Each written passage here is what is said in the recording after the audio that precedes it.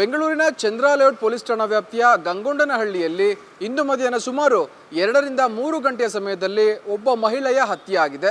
ಈ ಒಬ್ಬ ಮಹಿಳೆಯ ಬಗ್ಗೆ ಹೇಳ್ತಾ ಹೋಗಬೇಕು ಅಂತ ಅಂದ್ರೆ ಈ ಒಬ್ಬ ಮಹಿಳೆಯ ಹೆಸರು ಸುಮಾರು 35 ವರ್ಷದ ಎನ್ನುವ ಒಬ್ಬ ಮಹಿಳೆ ಆಗಿರ್ತಾರೆ. ಈ ಒಬ್ಬ ಮಹಿಳೆ ತನ್ನ ಸಂಸಾರದೊಂದಿಗೆ ಅಲ್ಲಿ ಜೀವನವನ್ನ ನಡೆಸಿಕೊಂಡು ಹೋಗ್ತಾ ಇದ್ರು. ಈ ಒಬ್ಬ ಮಹಿಳೆ ಏನಿದ್ದಾರೆ ಇವರಿಗೆ ಸುಮಾರು 8 ವರ್ಷದಿಂದ ಹಫೀಜ್ ಎನ್ನುವ ಒಬ್ಬ ವ್ಯಕ್ತಿ ಪರಿಚಯದಲ್ಲಿ ಇದ್ದ. ಈ ಒಬ್ಬ ವ್ಯಕ್ತಿ ಏನಿದ್ದಾನೆ ಹಫೀಜ್, ಈತನೇ ಈ ಒಂದು ಕೃತ್ಯದಲ್ಲಿ ಭಾಗಿಯಾಗಿದ್ದಾನೆ. ಅರ್ಥಾತ್ ಈಕೆಯನ್ನ ಚಾಕುವಿನಿಂದ ಚುಚ್ಚಿ ಕೊಲೆ ಮಾಡಿದ್ದಾನೆ. ಅದು ಕೂಡ ಇವತ್ತು ಮಧ್ಯಾಹ್ನ ಸುಮಾರು 2ರಿಂದ 3 ಗಂಟೆಯ ಸಮಯದಲ್ಲಿ.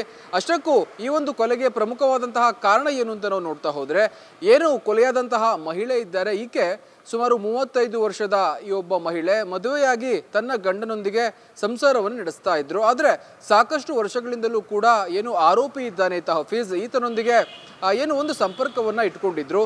ಇವರಿಬ್ಬರ ಸಂಪರ್ಕ ಸಾಕಷ್ಟು ದಿನಗಳಿಂದಲೂ ಕೂಡ ಇತ್ತಂತೆ.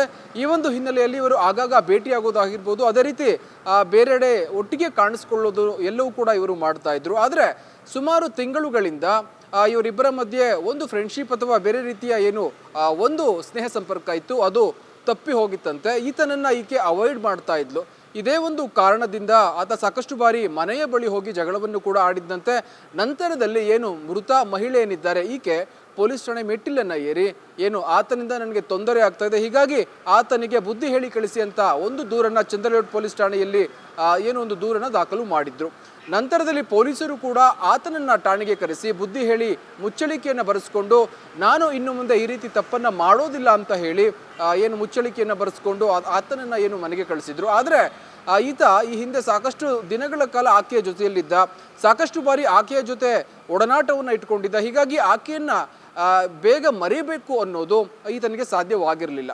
ಇದೇ ಒಂದು ಉದ್ದೇಶದಿಂದ ಅಥವಾ ಇದೇ ಒಂದು ಹಿನ್ನೆಲೆಯಿಂದ ಇವತ್ತು ಮಧ್ಯಾಹ್ನ ಸುಮಾರು 2ರಿಂದ 3 ಗಂಟೆಯ ಸಮಯದಲ್ಲಿ ಆಕೆಯ ಮನೆಯ ತನಕ ಈತ ಫಾಲೋವನ್ನು ಮಾಡ್ಕೊಂಡು ಹೋಗ್ತಾ ಇದ್ದಾನೆ. ಈತ ಆಟೋ ಗ್ಯಾರೇಜಲ್ಲಿ ಕೆಲಸ ಮಾಡ್ತಿದ್ದ, ಅಲ್ಲಿಂದನೇ ಒಂದು ಆಯುಧವನ್ನ ಈತ ಜೊತೆಗೆ ತೆಗೆದುಕೊಂಡು ಬಂದಿದ್ದ.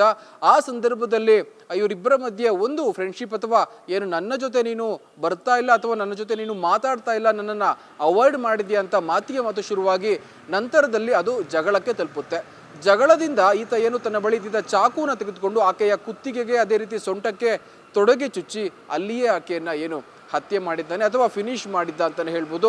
ನಂತರದಲ್ಲಿ ಅಲ್ಲಿನ ಮನೆಯ ಕೆಲವೊಂದು ಗಾಜುಗಳನ್ನು ಕೂಡ ಒಡೆದು ಈತ ವಿಕೃತಿಯನ್ನು ಮೆರೆದಿದ್ದ. ನಂತರದಲ್ಲಿ ಆತ ಅಲ್ಲಿಂದ ಎಸ್ಕೇಪ್ ಆಗಿದ್ದ. ಇದೆಲ್ಲ ಆದ ಬಳಿಕ ಆಕೆಯನ್ನ ಆಸ್ಪತ್ರೆಗೆ ದಾಖಲು ಮಾಡುವಂತ ಕೆಲಸ ಆದರೂ ಕೂಡ ಆಕೆ ಅಲ್ಲಿಯೇ ಮೃತಪಟ್ಟಿದ್ಲು ಅನ್ನೋದು ಪ್ರಾಥಮಿಕ ಮಾಹಿತಿ ಅಂತಾನೆ ಹೇಳ್ಬೋದು. ಸದ್ಯ ಆರೋಪಿಯನ್ನ ಪೊಲೀಸರು ಹುಡುಕುವ ಪ್ರಯತ್ನದಲ್ಲಿದ್ದಾರೆ. ಈತ ಸಿಕ್ಕಿದ್ದೇ ಆದರೆ ಖಂಡಿತವಾಗಿಯೂ ಈ ಒಂದು ಕೊಲೆಗೆ ಪ್ರಮುಖ ಕಾರಣ ಅಥವಾ ಈತ ಅಕ್ರಮ ಸಂಬಂಧವನ್ನು ಹೊಂದುವ ಉದ್ದೇಶದಿಂದ ಆಕೆಯನ್ನ ಪೀಡಿಸ್ತಾ ಇದ್ನ ಅಥವಾ ಅಕ್ರಮ ಸಂಬಂಧವೇ ಈ ಒಂದು ಕೊಲೆಗೆ ಕಾರಣ ಆಯ್ತಾ ಅನ್ನೋದು ಬೆಳಕಿಗೆ ಬರಬೇಕಾಗಿದೆ. ಸದ್ಯ ಚಂದ್ರಲೇಔಟ್ ಪೊಲೀಸರು ಕೂಡ ಸಾಕಷ್ಟು ವಿಚಾರವನ್ನ ತಿಳ್ಕೊತಾ ಇದ್ದಾರೆ. ಅಲ್ಲಿ CCTV ಕೂಡ ಇದೆ, ಹೀಗಾಗಿ CCTV ದೃಶ್ಯಾವಳಿಗಳನ್ನು ಕೂಡ ಪೊಲೀಸರು ನೋಡ್ತಾ ಇದ್ದಾರೆ. ಈ ಒಂದು ಕೊಲೆಗೆ ಒಂದು ಪರ್ಟಿಕ್ಯುಲರ್ ರೀಸನ್ ಅಥವಾ ಒಂದು ಕಾರಣ ಏನಿದೆ ಅದು ತನಿಖೆಯ ನಂತರವಷ್ಟೇ ತಿಳಿದು ಬರುತ್ತೆ. ಇದು ಈ ಒಂದು ಕೇಸ್ನ ಮಾಹಿತಿ ಅಂತಾನೆ ಹೇಳ್ಬೋದು. ಕ್ಯಾಮರಾ ಪರ್ಸನ್ ರವೀಂದ್ರ ಜೊತೆ ಗಿರೀಶ್, ಗ್ಯಾಂಡಿ ನ್ಯೂಸ್, ಬೆಂಗಳೂರು.